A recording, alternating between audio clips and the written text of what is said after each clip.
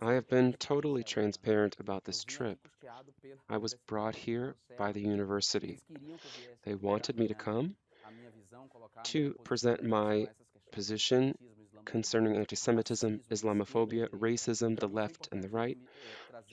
It was important for me to present my perspective while at the same time have the chance to understand this conflict more deeply beyond catchphrases on social networks. I can say that Israel has a democracy which is still in formation, just as Brazil has one. Democracy is an experience which transforms itself in space and time. Democracy is a process. So Israel has a democracy in this sense, but its democracy becomes weaker when Arabs who live in Israel have fewer rights.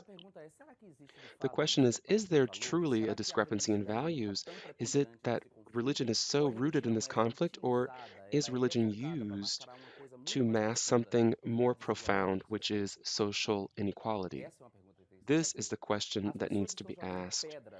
People throwing rocks at Israeli soldiers or committing terrible, hateful terrorist attacks against civilians in the city because of religion, or because that person sees that there's a clear discrepancy in access to rights.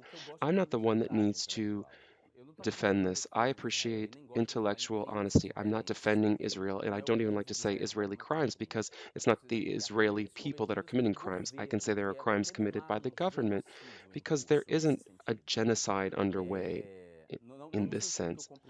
Not in the sense that I understand genocide.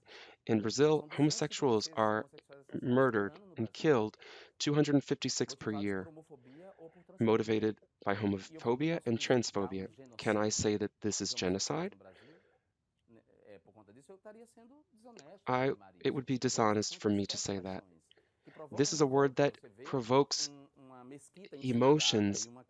You see a mosque on fire or a family with children dying. This provokes a reaction, and you see the conditions of misery in which Palestinians live because of the occupation, because of the colonial policies of Israel. It provokes revolt and leads to these statements, but we must be careful with these statements. I know that my position is difficult in a complex world in which people use binary arguments.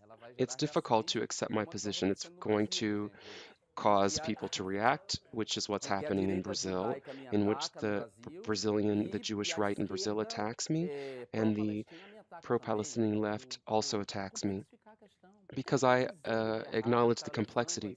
What am I saying that's so wrong that's leading the Brazilian left to attack me? Because my position is totally in line with leftist politics.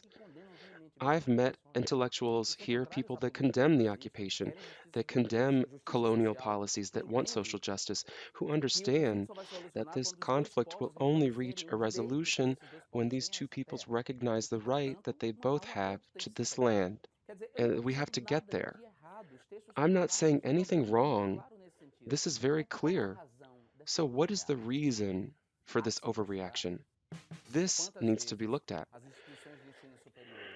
Whenever Israeli higher education institutions and the Israeli left invite me to come here, I will come. And I feel no pressure. I don't accept the pressure from the Brazilian left. I don't accept statements dishonest that I'm aligned with Zionism, that I'm defending a genocidal state. These expressions that are dishonest and irresponsible to say. I'm a free person.